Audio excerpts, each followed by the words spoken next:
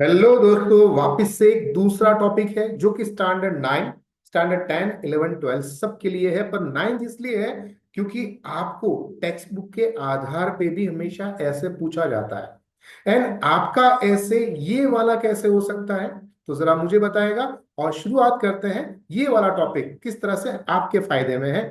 तो आपने देख लिया क्या है, एक शानदार घोड़े की आत्मकथा। और ये इसलिए है क्योंकि महादेव वर्मा का एक बहुत ही खूबसूरत सा चैप्टर आपकी टेक्स्ट बुक में है। और उसका नाम क्या है? रानी। यस, ताज रानी का शॉर्ट फॉर्म हो गया रानी। और ये रानी के आधार पे आपको ऐसे पूछा जा सकता है फाइनल एग्जाम में या फर्स्ट टर्म एग्जाम के लिए। तो चलो देखते हैं कि अगर ऐसा निबंध आया तो हम हिंदी में कैसे लिखेंगे। तो आपके लिए मैंने उदाहरण के द्वारा भी कुछ बातें लिखी है, और ऐसा यूनिक है, अलग है, याद तो रह जाएगा तो चार लोगों को शेयर करना भी सीख जाओगे। तो क्या नाम है यहाँ पर? एक शानदार घोड़े की आत्मकथा।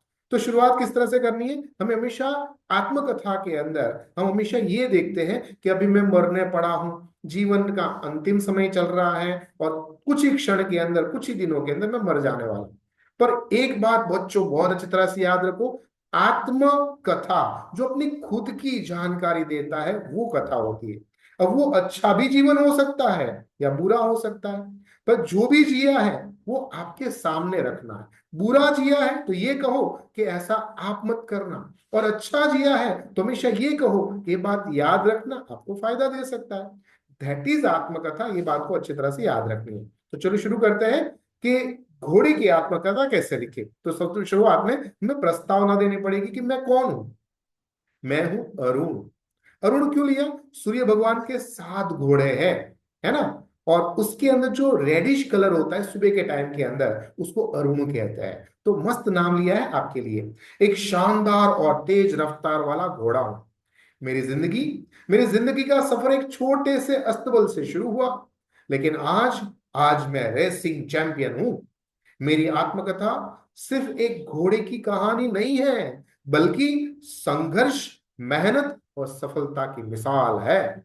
देखो, एग्जाम के टाइम पे अगर इस तरह से मेरे से बाबा जी आए और अगर आपको दुआ दी जाए कि चलो आप बैठे बैठे सुनते रहो, तो नो स्पेलिंग मिस्टेक्स, है ना, आपकी स्पेलिंग मिस्टेक के बिना शांति से सुनते रहो, आपका निबंध तैयार हो जाएगा। तो ऐसे टॉपिक लेके अब मैं आ रहा हूं जिसके कारण से आपको सिर्फ सुनना है, वर्ड को देखना है, दिमाग में सेट करना है, और एग्जाम के अंदर जाके लिख लेना है। ठीक है। तो इस तरह से शुरुआत की। अब बताते हैं जन्मों और बचपन के बारे में। मेरा जन्म एक खूबसूरत खेत में हुआ। मेरी माँ एक तेज घोड़ी थी, और मैं उन्हीं की संतान था। बचपन में ही मैं अपनी माँ के साथ हरे भरे मैदान में दौड़ता था। मेरी ताकत और स्फूर्ति को देखकर मेरा जो मालिक था वो बहुत खुश होता था। अब आती है संघर्ष की बारी। जब मैं थोड़ा बड़ा हुआ तो मैं एक मजबूत और बहुत ही ताकतवर बन गया। मुझे नए अस्तबल के अंदर बेच दिया गया। वहां पर मेरी हालत कठिन हो गई।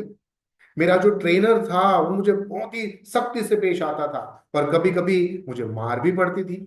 एक बार तो मुझे भूखा भी रहना पड़ा, लेकिन मैंने हार नहीं मानी। मैंने ठान लिया कि मैं अपनी रफ्तार और ताकत से खुद को सही, सच्चा और तेज साबित कर दूंगा। अब आती है मेरी पहली रेस। फिर वो दिन आया जब मुझे पहली रेस में भाग लेने का मौका मिला। मेरे प्रतिद्वंदी, यानी कि जो साथ में दौड़ने वाले होते उसको प्रतिद्वंदी कहते, कुछ ऐसे भारी वर्ड भी इस्तेमाल करने चाहिए, भी मजबूत थे, लेकिन मैंने पूरी ताकत लगा दी। तेज हवाओं को चीरता हुआ मैं आगे बढ़ा और आखिरकार जीत गया। वो मेरी पहली जीत थी, जिससे मेरी किस्मत बदल गई। अब क्या हुआ? अब सफलता की ऊंचाई को देखते हैं। इसके बाद मैंने कई रेस में हिस्सा लिया, कई खिताबें यानी कि पुरस्कार, इनाम, ट्रॉफी जीती। अब मैं सिर्फ एक घोड़ा नहीं हूं, बल्कि एक विजेता हूं। लोग मेरी कहानियां सुनाते हैं, मेरी तेजी की तारीफ करते हैं और मुझसे प्रेरणा लेते हैं। बस एक महत्वपूर्ण सीख आप हमेशा याद रखो, क्या?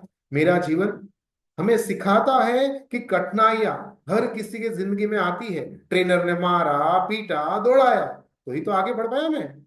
जिंदगी में प्रगति के लिए मेहनत करनी पड़ती है, लेकिन जो हार नहीं मानता है वही सफलता पा सकता है। मेरी रफ्तार सिर्फ मेरे पैरों में नहीं, मेरे हौसले में भी थी। अगर आप भी किसी लक्ष्य को पाना चाहते हो, मन में ठान लो, कोई मुश्किल काम नहीं है। Everything possible in this world, है ना। आप भी ये कर सकते हो।